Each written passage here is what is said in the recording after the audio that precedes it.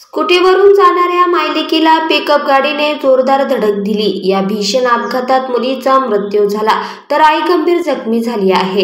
दुर्दैवाची बाब म्हणजे अपघातात माऊलीच्या डोळ्यासमोर लेकीने प्राण सोडले। स्नेहल चौधरी वय 24 असा अपघातात मृत्यू झालेल्या तरुणीचे नाव आहे, तर छाया संदीप चौधरी वय 55 वर्ष ह्या गंभीर जखमी झाल्या आहे। बुलढाणा शहरातील त्रिशरण चौकात हा अपघात घडला।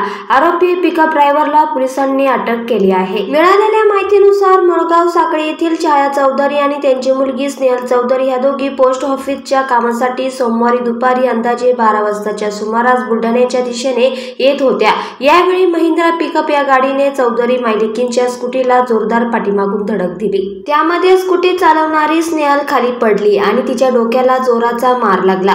तिची आई सुद्धा स्कूटीवरून खाली पडली।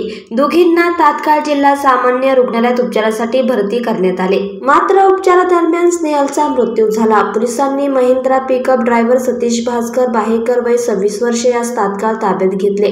प्रत्यक्षदर्शींनी केलेल्या दाव्यानुसार ड्रायव्हर सतीश हा मद्यधुंदी अवस्थेत होता। त्याच्यावर या प्रकरणी BNS नुसार गुन्हा दाखल करण्यात आला आहे।